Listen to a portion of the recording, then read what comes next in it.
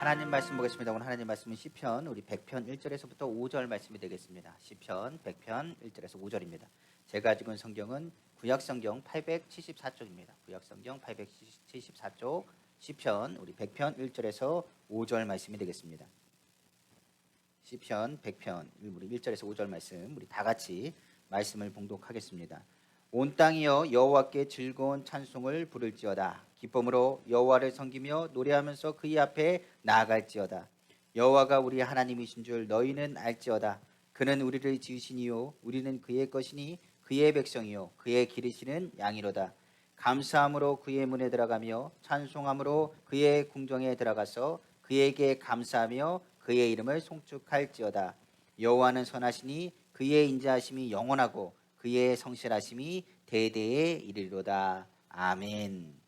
사랑과 은혜가 풍성하신 주 하나님 아버지 감사합니다. 오늘도 예수 그리스도의 십자가 보혈로 이 시간에 덮으시고 싸매심을 믿습니다. 아버지 머리부터 발끝까지 주의 보혈로 덮으시고 그 자리마다 성령님 환영하고 인정하고 모셔드리고 의지하오니 성령 하나님 주관하시고 역사하셔서 우리를 인도하시고 이끄신 이 자리에 하나님의 복과 하나님의 위로를 받는 귀한 축복된 자리가 되길 원하오니 아버지 하나님 붙잡으시고 인도하여 주옵소서. 오늘도 주님이 우리를 초청하여 주셨습니다. 오늘도 우리를 부르셔서 아버지 그 십자가의 보혈로 덮으시사 우리의 마음에 있는 죄악과 염려와 근심과 모든 것을 십자가에 매달아 놓고 주님의 평강과 위로받게 하심을 감사합니다. 그러므로 주 하나님 아버지 오늘 주의 말씀이 선포되어질 때에 우리 마음에 눌려있던 모든 저주가 떨어져 나가게 하시고 부정적인 생각은 물러가게 하시고 각종 질병은 떨어져 나가게 하시며 온전히 하나님께 감사와 영광 돌릴 수 있도록 아버지 축복하여 주옵소서. 너 하나님의 사람아 깨어 있으라 말했습니다.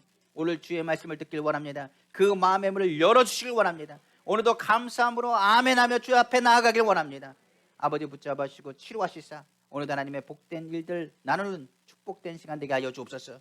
오늘은 주님을 자랑하는 날입니다. 주님께 감사를 선포하는 날입니다. 아버지는 악한 영들과 흑암의 권세는 절대 틈타지 못하게 하시고 하나님의 평강과 위로와 풍성한 은혜가 감사가 넘치도록 인도하여 주옵소서. 만왕의 왕이 되시고 만주의 주가 되시며 능력에 능치 못하시며 없으시며 살아서 역사하시는 우리 주 예수님의 이름으로 축복하고 기도합니다. 아멘. 오늘 저는 시편 100편 1절에서 5절 말씀을 가지고 하나님께 올리는 감사라는 제목의 말씀으로 은혜받게 간절히 원합니다. 우리가 하는 것처럼 우리가 사는 삶에 있어서 환경 탓을 하는 사람이 많습니다. 어떤 사람은 환경이 나쁘다고 말하고 어떤 사람은 환경이 좋다라고도 이야기합니다. 그런데 환경이 사람을 바꾸는 게 아닙니다. 사람이 그 환경을 바꾸는 것입니다.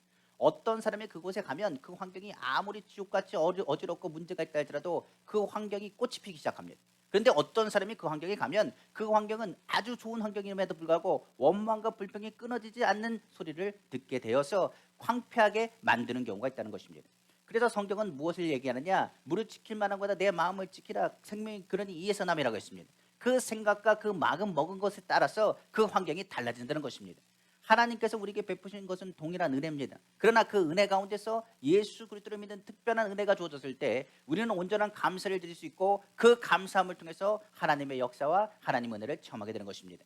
많은 사람들이 이 감사를 하지 못하고 그 마음을 지키지 못해서 원망과 불평하는 사람들이 있습니다. 우리가 성경을 통해서 아는 것처럼 원망과 불평하는 것은 하나님을 기쁘시게 하지 못할 뿐만 아니라 많은 사람들이 그 사람에게 다가가기를 어렵게 합니다. 성경은 또한 이렇게 얘기합니다. 원망과 불평하는 사람은 그 몸에서 무엇을 뿜어내는 것과 똑같으냐? 연기를 뿜어내는 사람과 똑같다고 합니다. 그 연기를 뿜어내기 시작하면 그 연기 때문에 사람들이 가까이 가지 못합니다. 오히려 그 연기 때문에 오히려 그 사람과 어울리지 못하고 많은 사람들이 그 자리를 떠나게 되는 것입니다. 그래서 원망 불평하는 사람은 많은 사람들로 하여금 아픔과 고통과 상처를 줄 뿐만 아니라 오히려 원망 불평하는 사람은 자신 주변에 있는 사람들이 떠나감을 통해서 부정적인 생각을 하게 하고 그 원망과 불평이 끊어지지 않도록 더 확산되는 것을 우리가 발견할 수가 있습니다. 또 어떤 사람은 용서하지 않는 마음을 갖는 사람이 있습니다. 이 사람은 미워하는 마음이 가득 찬 사람입니다. 그리고 미워하는 것이 더 강해져서 분노를 표출하는 사람으로 성경은 또한 기록되어 있습니다. 이 미움에 대해서 성경은 말합니다. 사람이 미워하지 않을 수는 없습니다. 그런데 그 미워하는 것을 정리하지 못한 사람입니다. 어떤 사람은 남편을 미워합니다. 어떤 사람은 아내를 미워합니다. 심지어는 자녀까지 미워하는 부모의 모습도 들은 적이 있습니다. 그 다음에 다가오는 것이 바로 분노인데 이 분노를 자제하지 못하기 시작하고 그것을 통해서 누가 망가지기 시작하느냐? 다른 사람도 상처 주고 망하게 할 뿐만 아니라 오늘날로 얘기한다면 자기 자신도 망가지는 것을 깨닫고 보게 되는 것입니다. 결과적으로 미움과 분노로 인해서 인생을 사는 사람 오늘날은 많습니다. 그러므로 그 마음을 지키지 못해서 미워하고 그 마음을 지키지 못해서 다른 사람과 관계를 어그러짐을 통하여 오히려 사회생활뿐만 아니라 그 모든 일에 감사가 아니라 불평과 원망이 가득 차게 되고 그 가운데서 있어서 하나님을 기쁘시게 하는 삶이 아니라 하나님을 더욱더 아프게 하는 삶으로 살아가는 사람들의 모습인 것입니다. 또 어떤 사람은 자기 중심적인 사람이 있습니다. 우리가 살면 주변에 많은 사람이 있지 않습니까? 많은 사람들이 보면 이기주의적인 사람으로 남이야 죽든 말든 나만 잘 살면 된다 생각하는 사람입니다. 자기의 유익만을 구하고 다른 사람의 유익을 추구하지 않습니다. 오히려 자기 중심적인 극단주의적 이기주의로 사는 사람들이 많이 있습니다. 처음에는 많은 사람들이 그 사람에게 관심을 갖습니다. 그러나 결국은 그 사람들 곁을 다른 사람은 상처받고 나가는 것입니다. 그 사람이 거하는 곳에는 분쟁이 있고요. 그 사람이 임하는 많은 곳에는 그 사람을 도와주는 많은 사람들을 잃어버리게 되고 결국은 그 사람은 버림받게 된다고 말합니다. 이처럼 안개와 같이 원망과 불평하는 사람, 이기적인 사람, 그리고 더 나아가서 아까 얘기한 그런 미움이 가득 찬 사람, 분노가 가득한 사람, 그런 사람들이 우리 주변에 많이 있습니다. 근데 문제는 그것이 문제가 아닙니다. 가장 큰 문제는 사람들만 그 사람들을 떠나는 게 아닙니다. 하나님께서도 이와 같은 사람을 멀리한다는 사실입니다. 그러니까 하나님께서도 어떤 사람이요? 연기 뿜어내는 사람, 원망 불평하는 사람, 하나님께서 출애굽 시대에 이스라엘 민족을 향했습니다. 원망 불평하는 그들을 향해서 내가 그들을 도대체가 볼 수가 없겠다고 말했습니다. 오히려 성경의 예루살렘의 성전에서 하나님께 예배를 드리는 많은 사람들이 형식적이고 자기 이기적이고 자기 중심적인 예배를 드렸을 때 하나님께서 그것을 위해서 너희가 아무리 드린다 할지라도 내가 그것을 받지 않겠다고 말합니다. 그러니까 성경에서 얘기하는 얘기를 들어보면 이기적이고 원망 불평하라고 미움이 가득 차고 분노하고 거짓으로 얘기하고 많은 것 가운데 상처 주는 그런 사람의 모습이 다른 사람들 어떤 사람들도 다 그 사람을 피하게 하지만 하나님조차도 그 사람을 멀리한다는 사실입니다. 그것이 가장 큰 문제입니다. 그러다 보니까 하나님께 나와서 기도한다 해도 그 기도와 간구는 하나님이 안 들으십니다. 많은 사람들은 그 사람이 기도하는 것이 정욕으로 구하며 욕심으로 구하며 자기 유익을 위해서 구함이라. 그러므로 이런 기도는 하나님께서 응답하지 않는다고 또한 성경은 또한 말씀하고 있기 때문에 그렇습니다. 근데 여기서 또 하나의 문제가 있습니다. 또 뭐가 문제냐? 여기에 나온 소개한 사람들이 다 우리의 모습이라는 사실입니다.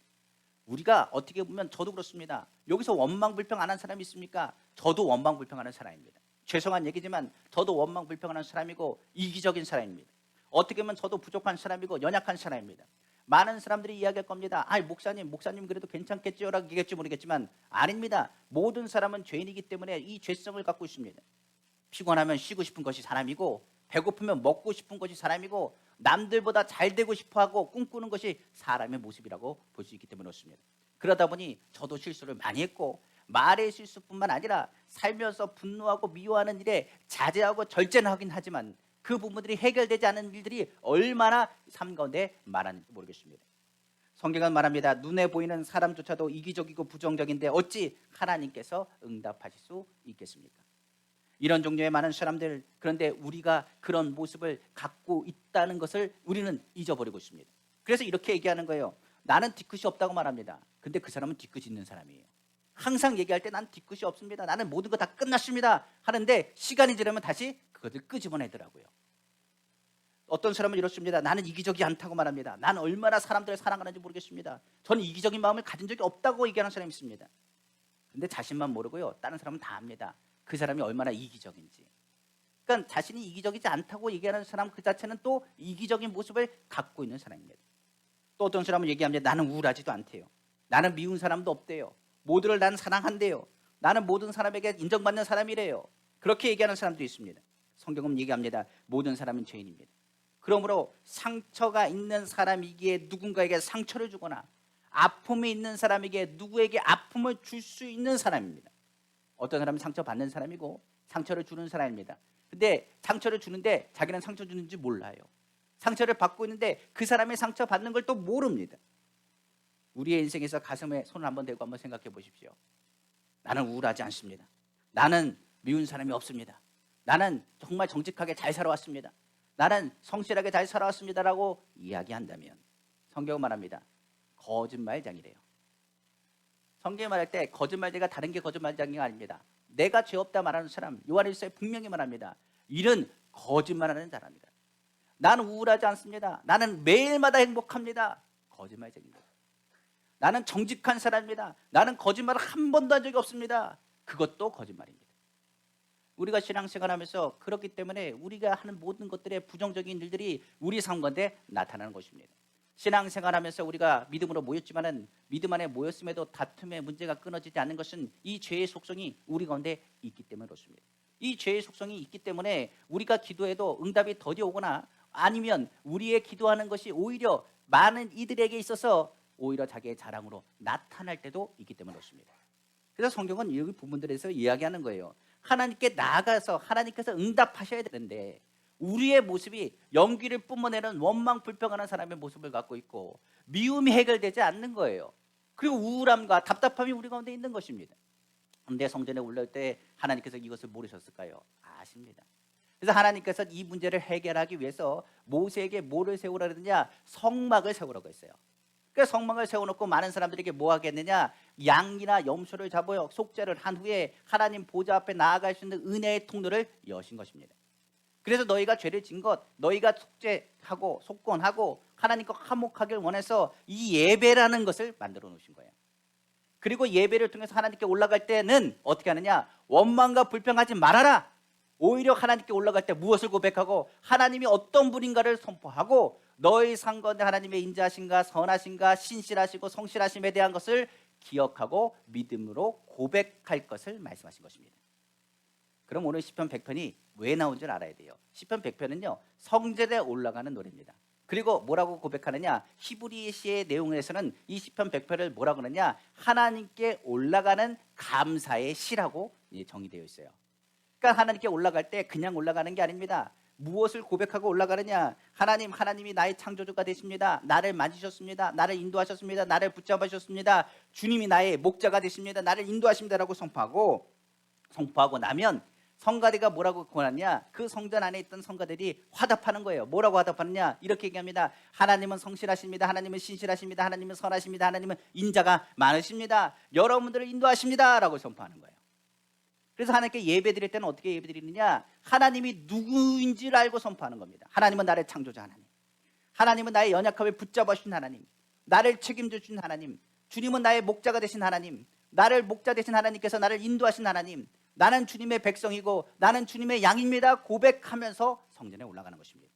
그래서 오늘 본문에도 얘기하는 거예요. 이스라엘 하나님은 목자고 우리는 양임을 선포하고 목자 되신 그가 선하신가 인자하신가 성실하심으로 이스라엘을 인도하심을 믿음으로 선포하는 것이 바로 예배의 감사시의 형식이 된 것입니다.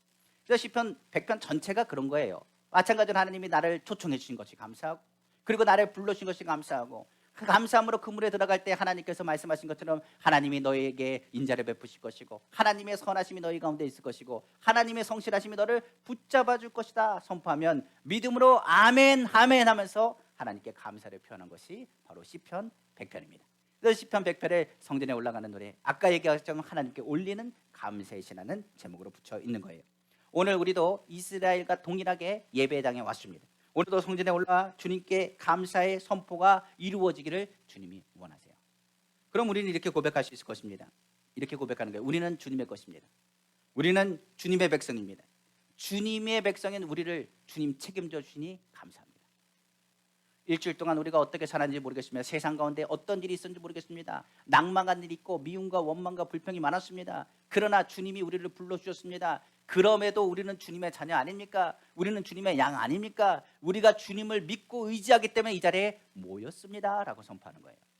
그러니 하나님 감사합니다 이렇게 얘기할 수 있겠죠. 주님의 선하심을 믿습니다. 반드시 합력하여 선을 이루십니다. 주님의 인자심을 믿습니다. 주님의 국률하심과 사랑으로 오늘도 우리의 죄와 연약함을 용서하시고 우리를 주님의 사랑으로 받아주시니 감사합니다. 그의 성실함으로 우리를 인도하심을 믿습니다. 끝까지 임마누엘 되신 주님이 우리와 함께 하시고 오늘도 동행하여 주심을 믿습니다. 그러니 주 하나님 감사합니다는 고백과 함께 예배가 드려지는 거예요. 그래서 예배 드릴 때는 어떻게 드리냐? 찬양, 기도, 말씀 모든 메시지에 무엇을 담느냐? 감사를 담는 겁니다. 찬양팀이 하나님 앞에 heb시와 기쁨을 하나님께 찬양했습니다. 그리고 또한 우리가 나와서 기쁨으로 주님께 감사하는 마음으로 예배합니다. 왜 예배하느냐? 만복의 근원 하나님을 찬양합니다. 복의 근원 되신 분이 하나님이시고 오늘도 채우시고 인도하신 것이 하나님이시고 주님이 우리를 도우실 것을 기대하며 믿음으로 성전에 올라오는 거예요. 그래서 오늘 주님의 전에 나와서 기도할 때는 하나님이 들으시는 거예요. 무엇보다도 그 기도에는 감사가 있고 그 찬양에는 하나님의 기쁨이 새겨져 있기 때문에 그렇습니다. 그러므로 이 감사는 우리의 마음을 변화시키는 겁니다. 그래서 오늘 하나님의 성전에 올라와 감사하며 하나님 앞에 감사를 표현하면 우리의 마음에 변화가 일어나기 시작하고 그 변화 가운데 우리는 고백하게 되며 하나님이 좋으신 하나님인 것을 선포하게 되는 거예요. 그래서 예배는 무엇에 대한 회복을 얘기하느냐? 감사에 대한 회복이 되는 것입니다. 그러니까 예배당에 들어올 때도 감사고 예배가 끝나고 돌아갈 때도 감사가 선포되어지는 것입니다. 그러므로 우리 마음에 변화가 일어나고 우리의 원망과 불평을 했던 사람, 미움이 있는 사람, 그리고 낙망하고 절망한 사람, 그리고 괴로운 사람, 그리고 우울한 사람, 답답한 사람이 하나님이 그럼에도 불구하고 내가 너를 사랑하고 내가 너를 버리지 않고 내가 너와 함께하며 너의 기도를 들었다 말씀하시는 그 순간 우리는 아멘하고 또 감사함으로 나아가게 되는 거죠. 그러면 오늘 하나님께 올리는 감사를 통해서 감사가 넘치는 귀한 시간 되기를 다시 한번 주님의 이름으로 축원합니다. 하나님 오늘 말씀 우리는 오늘 얘기했어요. 보고라고 했습니다. 하나님의 은혜에 대한 보고, 하나님의 감사한 그 일에 대한 보고가 오늘 말씀 속에서 나타나길 원합니다. 첫 번째로 감사, 하나님께 올리는 감사는 우리의 모든 것이 하나님의 은혜였다는 사실을 기억하게 합니다. 하나님이 말씀하신 모든 것은 거저준 것이 없습니다. 늘 이야기합니다. 하나님의 성전에서 우리를 하나님께서 뭐 하셨다고요? 초청하셨대요. 우리는 누굽니까? 죄인입니다. 솔직히 말해서 이곳에 방황한 사람 많습니다. 저도 신학생활 할 때 또 신학생일 때 얼마나 많은 방황을 했는지 모르겠습니다. 전에 한번 간증했지만은 신학생에서 이제 신학교 공부를 하고 나서 이제 하는데 어느 날 정말 공부하기가 싫고 아무것도 하기 싫은 거예요.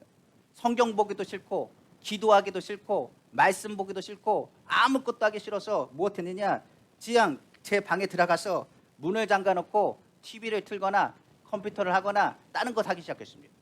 그냥 하루 종일 뭐 했느냐? 잠자고 TV 본 것 같아요. 뭐가요? 신학생이었는데. 성경을 봐야 되는데 성경을 보기가 싫은 거예요. 기도해야 되는데 기도하기가 싫은 겁니다. 그래서 제가 한 게 뭐냐면 그냥 누워 잤어요. 그리고 일어나면 TV 켜고요. 그리고 학교도 가기 싫어가지고 오늘 그냥 가지 말까? 여러 가지 갈등했던 시기가 있었습니다. 그때 그날도 아무것도 하기 싫어가지고 TV 보다가 그냥 뭐 했느냐? 그냥 잠들었어요. 근데 제 방이 어디 있었느냐? 옥탑방에 있었습니다. 그러니까 옥탑방에서 저희 부모님이 저를 부를 때 성주야 부르든지 아니면 옥탑방 문을 누가 오면 이렇게 두들기거든요.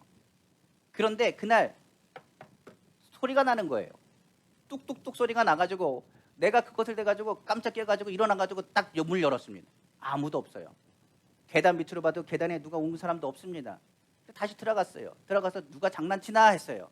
그래서 다시 누워서 자는데 또 소리가 나는 겁니다. 똑똑똑 소리가 나가지고 또 다시 문을 열고 들어봤는데 아무도 없어요. 그러다가 성경을 폈습니다. 그냥 성경을 핀 거예요. 아무 의미 없습니다. 그런데 성경에 이런 말이 있어요. 내가 문 밖에 서서 문을 두드리니 누구든지 내 음성 듣고 문을 열면 내가 그와 더불어 먹으리라 하는 말씀이 있습니다. 그 계시록 말씀을 딱 듣는 순간에 똑똑똑 하는 소리가 무슨 음성인지를 알았어요. 그것을 제가 언제까지 그것을 무시했냐면 거의 3, 4일 동안 그 음성을 무시했습니다. 그러니까 첫날도 똑똑똑, 둘째 날도 똑똑똑, 누가 장난치나 걸리기만 해봐라 그리고 생각하고 있었는데 하나님 말씀을 딱 피는 순간에 그 말씀을 듣는 순간에 마음이 찔리기 시작한 겁니다. 주님이 나에게 초청하신 거예요. 문을 두드리신 겁니다. 그래서 그 자리에서 울면서 기도했던 것이 기억이 납니다. 주님이 오늘도 우리 마음을 두들기시면서 말씀하시는 거예요. 나는 은혜 받을 자격이 없고 은혜를 잊어버린 사람이었습니다. 그런데 주님은 나를 사랑하시고 나를 주님의 품으로 불러주시는 거예요. 성경에 말합니다. 수고하고 무거운 짐자라 다 내게로 오라 내가 너희를 쉬게 하리라. 나는 온유하고 겸손하다고 말했습니다. 주님께서 오늘 주의 말씀 속에서 주님이 오늘 마음의 문을 두들기시면서 오늘 나를 부르시는 것을 기억했으면 좋겠습니다. 성경은 말합니다. 우리의 삶에 감사가 사라지면요 하나님의 뜻과 어떻게 되느냐 정반대로 가게 됩니다. 우리가 감사가 사라지는 그 순간에 하나님의 뜻과 정반대로 갈 뿐만 아니라 감사가 사라지는 순간에 광야를 헤매듯이 우리의 상관에 메마르고 그리고 주님의 기쁨 또한 잊혀져 가게 되어 있습니다. 제가 신학교 시절에 정말로 주님의 뜻 안에서 순종하고 믿음으로 나아가야 되는데 그 순간에 내가 하나님의 주신 은혜를 빼먹었던 것 같아요. 하나님의 기쁨이 사라지면 주의 종이라도 다 똑같습니다. 아무것도 못하는 거예요. 아무 일도 할 수 없는 겁니다. 결과적으로 성경에서 말한 것처럼 메말라 버리고 감사가 회복되지 않은 일들 때문에 오히려 괴롭게 되는 것입니다. 그래서 시편 100편은 그래서 말씀하고 있는 거예요. 감사할 일이 없어도 너희의 입술은 감사를 선포하래요. 계속적으로 머릿속으로 생각하는 게 아니라 하나님이 나를 붙잡으시고 나를 인도하시고 나를 축복하신 것을 입술로 계속적으로 선포할 것을 성경은 말하고 있는 것입니다. 우리가 예배 전에 왔을 때 무엇으로 옵니까? 만날 사람들 생각하고 옵니까? 아니요. 하나님을 생각하고 오셔야 됩니다. 주님을 기억하고 주님의 제단에 올라와야 됩니다. 시편 100편은 바로 하나님께 감사할 이유에 대해서 말씀하고 있습니다. 첫째는 그가 우리를 지키시고 돌봐주시는 창조주이기 때문이고, 그가 우리를 초청하여 말하길 너희는 찬양하라, 너는 내 것이라 오늘 말씀하고 있기 때문에 그렇습니다. 시편 100편 1절에서 3절입니다. 온 땅이여 여호와께 즐거운 찬송을 부르짖어다. 명령입니다. 찬송할 때는요 감정이나 이런 거 없어요. 명령입니다. 찬송을 부르짖어다. 기쁨으로 여호와를 섬기며 노래하면서 그의 앞에 나아갈지어다. 여기는 초청입니다. 하나님이 나를 초청하신 거예요. 주님 앞에 기쁨으로 나아가라. 너의 삶 가운데 원망 있고 우울함이 있고 슬픔이 있다 할지라도 그거 생각하지 말고 하나님께 나아가는 것에 기쁨을 가지고 그의 앞에 나아갈 것을 초청하십니다. 그리고 나서 3절에 여호와가 우리 하나님이신 줄 너희는 알지어다. 주의 전에 나오는 것은 은혜입니다. 우리가 무엇을 하냐? 이미 내가 은혜 받고 있다는 걸 깨닫는 것이 무엇이냐? 주의 전에 나와 예배한다는 것입니다. 그러니까 오늘 주님의 전에 나 예배할 때 하나님이 너희 하나님이신 줄 알지어다. 그는 우리를 지으시니요 우리는 그의 것이니 그의 백성이요 그의 기르시는 양이로다.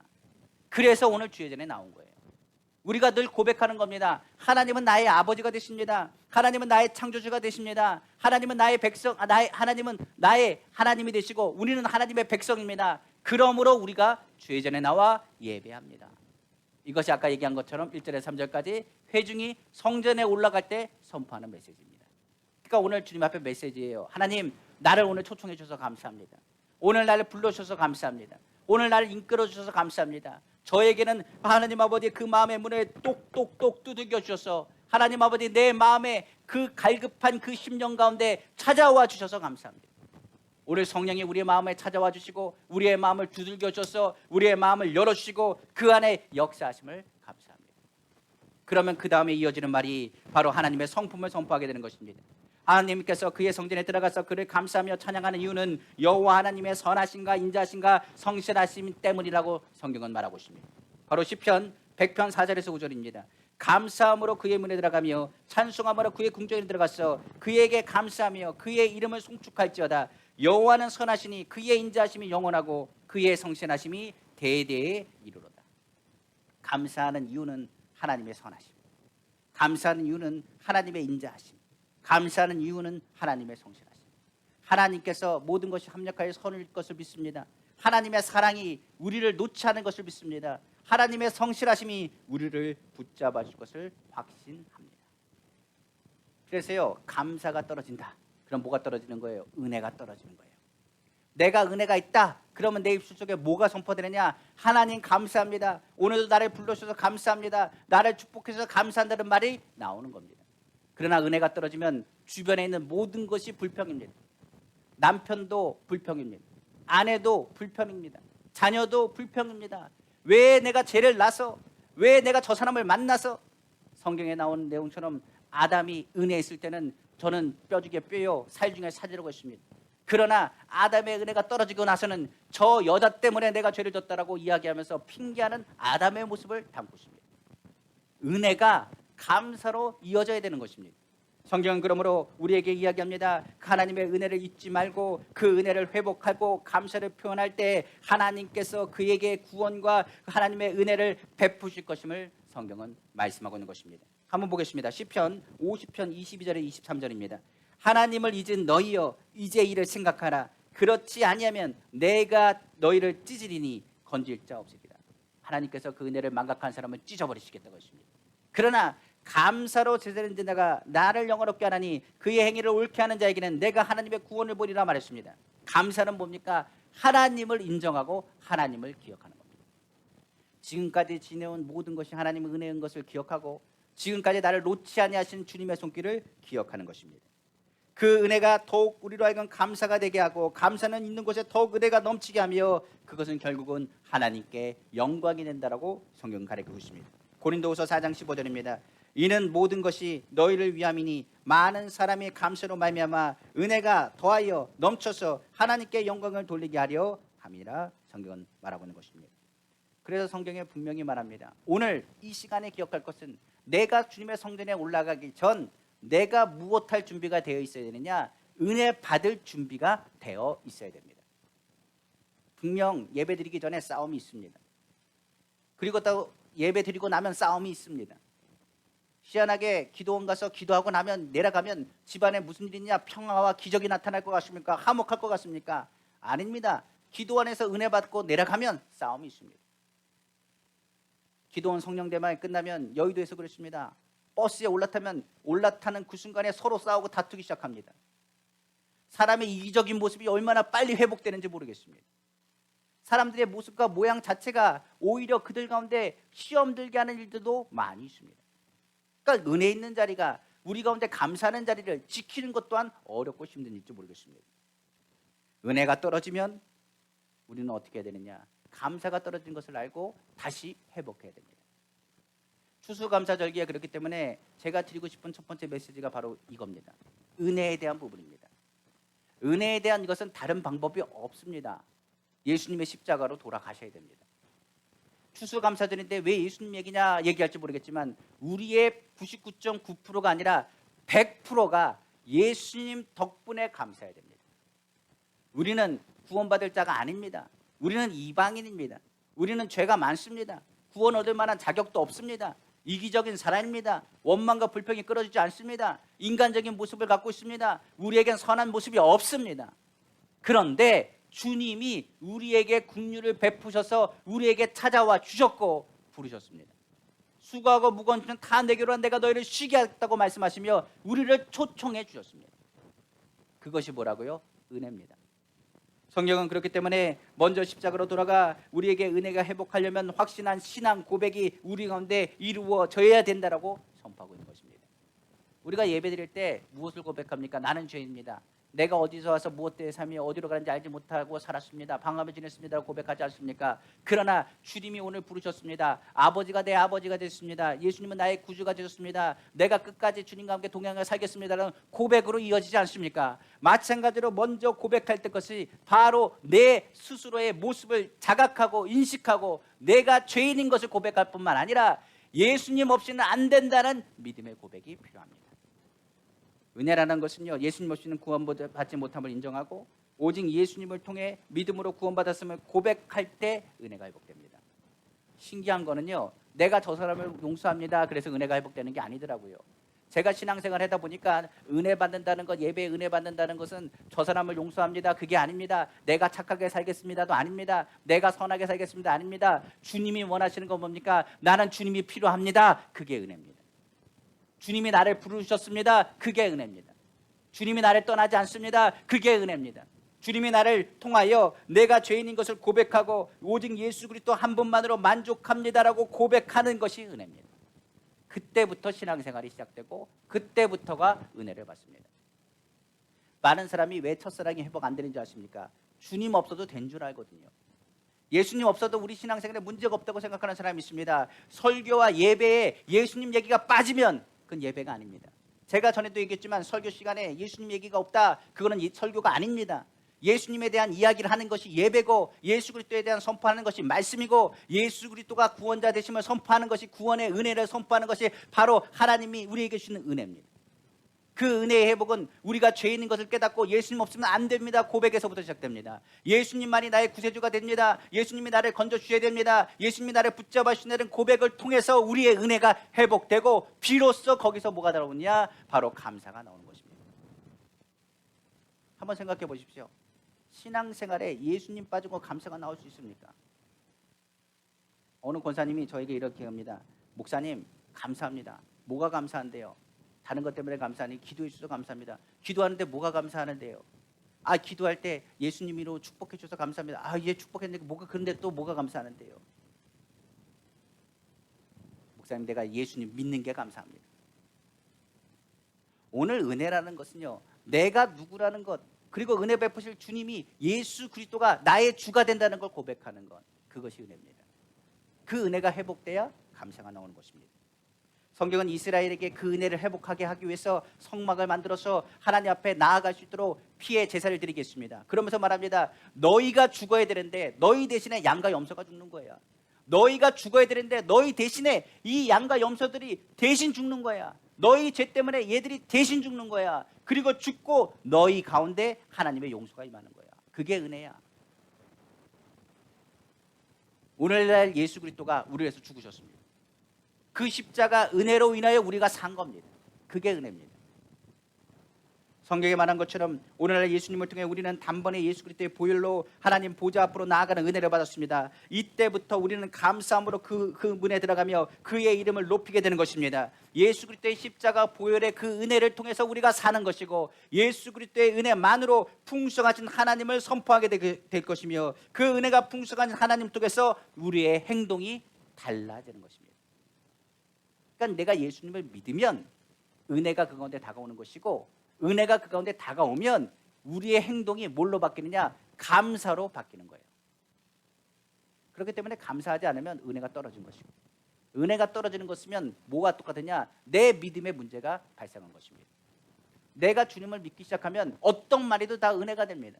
저 사람이 조롱하고 손가락질해도 다윗같이 하나님 내가 부족해서 요거도 막 하니까 요거도 먹나 봐요. 하나님 오히려 이거 가르쳐준 거지 감사합니다라고 말합니다.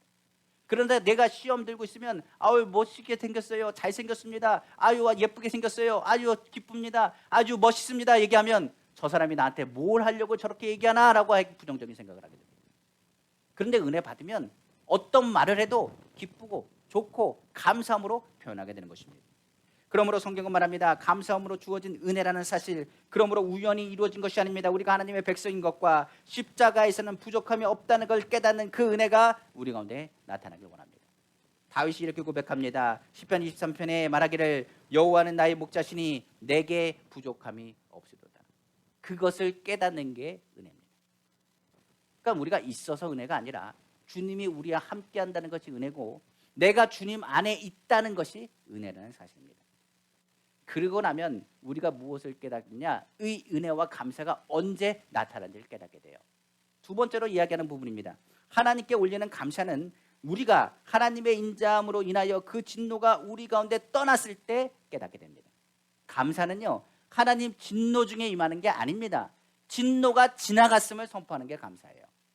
성경을 보겠습니다. 이사야서 12장 1절에서 4절입니다. 그날에 내가 말하기를 여호와여 주께서 전에는 내게 노하였으나 이제는 주의 진노가 돌아섰고 또 주께서 나를 아니하시오니 내가 주께 감사하겠나이다 할 것이니라. 보라 하나님은 나의 구원이시라. 내가 신뢰하고 두려움이 없으리니 주 여호와는 나의 힘이시며 나의 노래시며 나의 구원이심이라. 그러므로 너희가 기쁨으로 구원의 우물들에게 물을 기르리로다. 그날에 너희가 또 말하기를 여호와께 감사하라. 그의 이름을 부르며 그의 행하심을 만국 중에 선포하며 그의 이름이 높다 하라. 성경은 말하고 있습니다. 우리가 얘기하는 것처럼 감사는 진노가 지나간 후에 임한다는 사실을 알아야 됩니다. 성경에 말하기를 6월절 어린 양을 바르었습니다. 그 피를 문설주 임방임방 바르고 6월절에 그 사건들 우리가 아는 것처럼 죽음의 천사가 지나갔을 때 이스라엘은 하나님의 은혜를 받았다고 이야기합니다. 마찬가지로 오늘도 이야기합니다. 예수 그리스도의 보혈을 우리가 바르고 예수 그리스도를 믿는 순간에 하나님의 진노와 하나님의 분노와 하나님의 노가 그 가운데서 지나가 버리게 된 것입니다. 그러므로 우리가 예수 그리스도를 믿으면 우리가 이기적이고 원망과 불평이 많으며 죄악 가운데 있다 할지라도 우리가 하나님의 백성인 것과 하나님의 자녀로서 하나님 안에 거하게 되는 것입니다. 그러고 나면 기도와 예배를 통해서 우리가 예수 그리스도를 기도하고 예배하는 모든 것을 하나님의 받으실 뿐만 아니라 그 받으심을 통해서 감사함의 열매를 더하여 주시는 것입니다. 그래서 성경은 말합니다. 하나님은 진노 중에서 감사하는 게 아니라 진노 중에서 하나님께서는 우리에게 회개하길 원하시고 그 회개함을 통해서 긍휼을 베푸신 하나님을 만나게 되며 그 하나님의 긍휼하심을 베풀며 통해서 우리는 감사하게 되는 것입니다.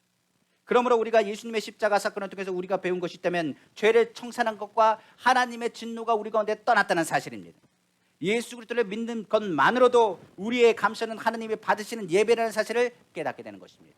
그러므로 고통이 떠나고 하나님의 놀라운 일들을 기대하게 만드는 것, 괴로움이 사라지면 감사가 임하게 되는 것입니다. 부부관계가 좋지 않습니다. 하나님께 기도하기 시작합니다. 하나님 은혜를 베풀어달라고 기도하기 시작합니다. 그랬더니 내 입술이 바뀌기 시작합니다. 내 입술로 말합니다. 그래도 감사합니다. 하나님 아버지, 그래도 남편이 있는 것이 감사합니다. 그래도 내 아내가 있는 것이 감사합니다. 내 자녀가 있는 것이 감사합니다. 그래도 믿음의 동역자가 있는 것이 감사합니다. 감사를 선포하기 시작합니다. 예전에는 그 사람만 보면 원망과 불평하기 시작했는데 감사를 선포하고 감사를 선포하기 시작하는데 하나님께서 그것을 기쁘게 받으시기 시작합니다. 그리고 나서는 어떤 일이 일어나느냐, 감사하는 가운데 괴로웠던 그 관계를 회복하시기 시작합니다. 그리고 나면 우리에게는 무슨 소리가 나오냐, 하나님이 하신 일들에 대해서 감사를 선포하게 됩니다. 그래서요, 감사는 그냥 단순한 감사가 아닙니다. 하나님이 하신 일들에 대해서 선포하게끔 되는 것입니다. 그래서 저는 늘 얘기합니다. 은혜가 떨어지지 않기 위해서 예수 십자가로 돌아가셔서 회개하셔야 됩니다. 저는 늘 회개합니다. 왜 회개하냐면 제가 제 자신을 압니다. 어느 순간에 주님이 또 찾아와서 문을 두드리실까 봐 부끄럽습니다. 내 자신이 오히려 주님 앞에 더 가까이 가려고 노력하는 이유도 거기에 있습니다. 은혜가 떨어지면 주의 종도 버림받을 수 있습니다. 은혜가 떨어지고 감사가 떨어지면 주의 종도 하나님께서 쓰시지 않습니다. 우리가 하는 것은 어떤 상황에도 감사하고 어떤 상황에도 예수 그리스도의 그 십자가의 은혜를 기억하여 괴로운 순간에 감사가 넘쳐나시기를 간절히 원합니다. 마지막으로 성경은 말합니다. 하나님께 올리는 감사는 오직 하나님을 의지하고 그 이름과 그 행한 선하신 일들만을 자랑할 때 하나님께서 받으십니다. 아까도 얘기했습니다. 하나님이 행하신 선한 일입니다. 감사의 모든 일은 하나님 인자함에 있습니다. 그 인자하심은 하나님의 사랑이죠. 그 인자하심이 더욱 하나님을 의지하게 하고 그 이름과 그 행하신 일들을 생각나게 합니다. 그러므로 우리는 주의 이름을 사모하고 영원히 주께 감사 고백을 하게 되는 것입니다. 시편 52편 8절에 9절에 말합니다. 그러나 나는 하나님의 집에 있는 푸른 감람나무 같음이요 하나님의 인자하심을 영원히 의지하리로다. 주께서 이를 행하셨으므로 내가 영원히 주께 감사하고 주의 이름이 선하심으로 주의 성도 앞에서 내가 주의 이름을 사모하리이다. 시편 26편 7절에 감사의 소리를 들려주고 주의 기이한 모든 일을 말하리이다. 시편 75편 1절에 하나님이여 우리가 주께 감사하고 감사함은 주의 이름이 가까움이라 사람들이 주의 기이한 일들을 전파하나이다. 시편 105편 1절에 여호와께 감사하고 그의 이름을 불러 아뢰며 그가 하는 일을 만민 중에 알게 할지어다. 여기서 보면 하나님께서 기이한 일들을 행하시고 감사한 일들에 행하신 일들을 선포하고 자랑할 것을 명령하고 있습니다. 올해 저는 감사할 일이 참 많습니다. 작년에 우리가 추수감사 때 기억할지 모르겠지만 하나님께서 2021년도는 하나님께서 많은 기적으로 보이실 것이고 많은 기적을 채우실 거라고 선포했습니다.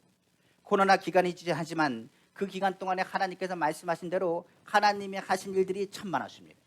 저도 교회에서 신앙생활하면서 하나님께서 놀라운 일들을 보여주신 것이 얼마나 많은지 특별히 1년 동안은 하나님께서 기적도 기이한 일도 많이 보여주셨습니다. 우리가 하는 것처럼 오늘 항성욱 목사님 실명의 위기에서 눈을 회복시켜 주셔서 오늘 하나님께 감사로 찬양하게 하셨습니다. 작년도부터 시작해가지고 기도하는 상황이었는데 하나님께서 찬양에 그 주일날마다 찬양하는 것을 끊어지지 않도록 하나님께서 그 입술에 찬양하게 하시고 은혜를 선포하게 하셨습니다. 오늘 그 찬양 통해서 우리 또한 은혜를 받습니다. 저 또한 계시령으로 입원도 했습니다. 저는 입원은 처음 했습니다. 저는 태어나서 입원한 적이 없어요. 근데 입원을 해가지고 이 기장 쪽에 문제가 있다고 계시령이 이렇게 파였다고 하면서 입원하라고 이야기하는데 금요철회를 가야 되니까 병원의 의사 선생님한테 제가 알아서 책임질 테니까 나오게 해달라고 해가지고 그 철회 예배를 드렸던 게 기억납니다. 몇 달 전 건강검진을 받았을 때 그때 깨끗하다고 판정났어요. 아무것도 없이 깨끗합니다. 걱정 안 하셔도 됩니다. 그러니까 건강관리만 잘 하시면 되겠어요 라고 이야기하는 걸 들었습니다. 그때 얼마나 감사했는지 모르겠습니다. 우리가 아는 것처럼 우리 문명자 목사님도 지난주에 간증하는 걸 제가 왔다 갔다 하면서 들었어요. 이제 모아놓고 이제 노아성교회 예배를 또 드리시는데 하면서 간증하시는 얘기를 들었습니다. 평생 안고 가야 한다는 천식이 완전 완치됐어요. 천식은요 완치되는 게 아닙니다. 저도 압니다만 천식이나 이 비염이나 이런 부분들은 이 환경이 그렇게 먼지도 많고 문제가 많기 때문에 회복될 수가 없어요. 그러니까 문명자 목사님도 계속 기침을 콜록콜록 하셨다고요. 그런데 이번에 병원에 갔는데 완치 판결을 받고 하나님을 얼마나 자랑하셨는지 모릅니다. 우리 조혜숙 권사님 아드님도 암으로 항암 치료받고 굉장히 고통 가운데 있으셨어요. 그때 기도 제목 내놓으시고 우리가 작정 기도도 했습니다. 하나님께서 기도하시고 완치 판결을 받으셨어요. 그러니까 3개월 만에 완치 판결 받으시고 그 가족이 넘치는 감사로 하나님께 섬겨서 올해 좀 더 선교사님들을 좀 후원할 수 있었습니다. 그러니까 감사하는 것을 그 아들이 넘치도록 또 해주셨어요. 그래가지고 선교사님들에게 그 전보다 좀 더 하여서 하나님 앞에 후원하여 나갈 수 있었습니다. 김옥자 권사님도 갑상선암으로 연초에 얼마나 고생했는지 몰라요. 우리 다 알 겁니다. 힘들어하셨는데 수술만 깨끗이 된 게 아니라 재발도 하지 않았고요. 늘 성전에서 기도하시고 새벽 제단에 빠진 적이 없으세요. 지금 봉사하고 하나님께 늘 감사함으로 표현하십니다. 이 강대상 누가 정리하시냐? 우리 김옥자 권사님이 하세요. 매 토요일마다 금요일마다 일찍 오셔가지고 하나님께 다 감사하대요. 다 감사하대요. 그러면서 표현하면서 헌신하십니다. 이외에도 크고 작은 치유한 일들은 너무 자연스럽게 일어나기 때문에 우리가 더 이상 할 얘기가 없어요. 그뿐만이 아닙니다. 올해는 천국 소식도 많았어요. 첫 안수 집사였던 우리 김재식 집사님을 시작해가지고 우리 장영임 권사님 그리고 정원영 권사님 다 주님의 부르심을 받고 주님의 품에 안기셨습니다. 근데 안기실 때 보니까 무엇보다도 우리 교회에서 집례하는 것, 예배하는 것 그것이 얼마나 감사했는지 몰라요. 그 코로나 기간 동안에 예배를 드릴 수 없는 상황에도 예배 드리게 하셨고 또 복음을 전하는 기회를 삼게 하셔서 열매가 조금씩 열리는 것 또한 보게 하셨습니다. 그러니까 천국 가시는 그 일들 그동안에 고통이 많았거든요. 어려움도 많았어요. 그러면서 그분들 천국 가시면서 가족 간의 문제, 환경 간의 문제들을 다 가지고 가셨습니다. 그래가지고 이것을 간증하는 얘기들 얼마나 많았는지 모르겠습니다. 그 외에도 코로나 기간인데도 물질적인 풍랑이 없도록 주님이 하나님께서 하나님 성전을 지켜주셨어요. 성전은 확장케 해주셨고요. 조금이나마 확장케 해주셨고 교회의 재직들, 협의회, 여성교회, 권사님, 장로님, 안수집사님, 지구역장님들 그리고 성도님들을 더욱 견고하게 세워주셨어요. 저는 항상 행사가 있을 때는 기도합니다. 왜 기도하냐면 꼭 다툼이 있고요. 사단 역사가 있거든요. 근데 이번에는요. 합력해서 이제 추수감사를 준비하는 걸 통해서 얼마나 기뻐했는지 모르겠어요. 그러면서 어떻게 됐냐? 교회가 우리 성도님들이 조금씩 성숙해가는 모습들을 발견하고 보게 됩니다. 성경에서 말한 것처럼 올해는 정말 감사할 일이 많고 주님을 자랑할 일들이 너무 많아요. 이 일들을 열거하자면 아마 이 시간이 모자랄지도 모르겠습니다. 이 모든 일들은 주님을 향해 더욱 감사하는 마음을 갖게 하고 믿음의 결단으로 우리를 더욱 이끌어가는 것을 보게 됩니다. 이처럼 우리는 예수를 믿고 감사함을 깨달으면 반드시 기적이 일어납니다. 이제 우리는 마음을 정하고 감사함으로 우리를 향하신 바로 주님의 선하신 일들을 자랑하고 복음을 전해야 할 때입니다. 그러니까 하나님께서 우리에게 은혜를 주시고 그 은혜를 통해서 우리는 하나님을 찬양하고 예배할 뿐만 아니라 만방을 향해서 하나님이 하신 일들을 자랑하기를 원합니다. 시편 108편 1절에서 5절에 이렇게 말합니다. 하나님이여 내 마음을 정하였사오니 내가 노래하며 나의 마음을 다하여 찬양하리로다. 비파야 수금아 깰지어다. 내가 새벽을 깨우리로다. 여호와여 내가 만민 중에서 주께 감사하고 문나라 중에서 주를 찬양하오리니 주의 인자심이 하늘보다 높으시며 주의 진실은 궁창에까지 이르나이다. 하나님이여 주는 하늘에 높이 들리시며 주의 영광이 온 땅에서 높임 받으시기를 원하나이다. 오늘은 마음을 정하시고 작정해서 감사하시길 부탁드립니다. 그 감사를 통해서 하나님의 받으신 일들이 우리 성도님 삶 가운데 풍성히 나타나시기를 다시 한번 주님의 이름으로 축원합니다. 말씀을 마치겠습니다. 오늘은 추수감사주일입니다. 내년에 맞이할 추수감사절을 더 기대를 합니다. 이에 더욱 넘치는 감사가 오늘 이루어지기를 주님의 이름으로 축원합니다. 오늘도 하나님께 올리는 감사를 드릴 때 우리는 주님이 주신 구원의 기쁨을 회복하게 될 것입니다. 시편 50편 14절에 15절에 감사로 하나님께 제사를 드리며 지존하신 이에게 내 소원을 갚으며 환난 날에 나를 부르라 내가 너를 건지리라 내가 나를 영화롭게 하리로다. 어려움이 다가올 때 감사하십시오. 하나님께서 우리를 건지시고 건지신 하나님의 손길을 체험하게 될 것입니다. 우리의 머릿돌 대신 예수 그리스도께서 우리에게 오늘도 넘치는 은혜를 베푸시기를 원하십니다. 시편 118편 19절에 23절입니다. 내게 의의 문들을 열지어다. 내가 그리로 들어가서 여호와께 감사하리로다. 이는 여호와의 문이라 의인들이 그리로 들어가리로다. 주께서 내게 응답하시고 나의 구원이 되셨으니 내가 주께 감사하리이다. 건축자가 버린 돌이 집 모퉁이의 머릿돌이 되었나니 이는 여호와께서 행하신 것이요 우리 눈에 기이한 바로다. 성경은 말하고 있습니다. 주님은 우리의 모퉁이 돌 대신 그분이 우리의 머릿돌 되어주셔서 감사가 넘치는 그 은혜의 통로를 열어줄 것입니다. 바울은 이렇게 얘기합니다. 마음이 요동하거나 불안한 사람이 있느냐? 혹시나 예수 그리스도의 십자가를 기억하고 그가 하실 일을 기대하고 감사를 선포하라고 바울은 가르쳤습니다. 로마서 바로 7장 24절 25절입니다. 오라 나는 공고한 사람이로다. 이 사망의 몸에서 누가 나를 건져내랴? 우리 주 예수 그리스도로 말미암아 하나님께 감사리로다. 그런즉 내 자신이 마음으로는 하나님의 법을 육시로는 죄의 법을 섬기나. 여기서도 말하기를 내가 공고한 사람입니다. 내가 마음이 아프고 힘이 듭니다. 그런데 바울은 말합니다. 우리 주 예수 그리스도로 말미암아 하나님께 감사하라. 그렇게 말씀하시면서 로마서에 이어서 이렇게 말합니다. 그러므로 이제 그리스도 예수 안에 있는 자에게는 결코 정죄함이 없나니 이는 그리스도 예수 안에 있는 생명의 성령의 법이 죄와 사망의 법에서 너를 해방하였습니다. 우리를 누르고 있는 모든 염려, 근심, 걱정, 감사할 때 하나님께서 염려에서 자유케 하시는 예수로 인하여 오늘 감사가 넘치기를 다시 한번 주님의 이름으로 축원합니다. 기도하겠습니다. 사랑의 주 하나님 아버지, 오늘 감사 주일을 맞아서 하나님께 감사함으로 드리게 하시면 정말로 감사합니다. 하나님, 우리 은빛교회를 향해서 행하신 일들이 큽니다. 하나님, 우리가 그 은혜를 기억하고 그 진노 중에서도 구원을 베푸신 주님의 은혜를 다시 한번 생각해 봅니다. 그러므로 우리의 괴로움이 사라지고 감사가 임하길 원하며 우리의 삶의 풍랑이 멈춰지고 하나님의 평강이 임하길 원합니다. 하나님, 오늘 하나님을 의지합니다. 그리고 그 이름과 그 행하신 선으로 인하여 오늘은 주님을 찬양하며 주님의 이름을 높이기를 간절히 원합니다. 그러므로 주 하나님, 하늘 위에 주님을 높이며 주의 영광이 온 땅에 가득하길 원하오니 오늘 우리의 입술에 감사를 통하여 주님 홀로 영광 받으시고 예수 그리스도로 인한 주님의 은혜를 다시 한번 회복하는 우리 귀한 성도님 다 될 수 있도록 축복하여 주옵소서. 이 모든 말씀 사랑이신 우리 주 예수님의 이름으로 감사하며 기도합니다. 아멘.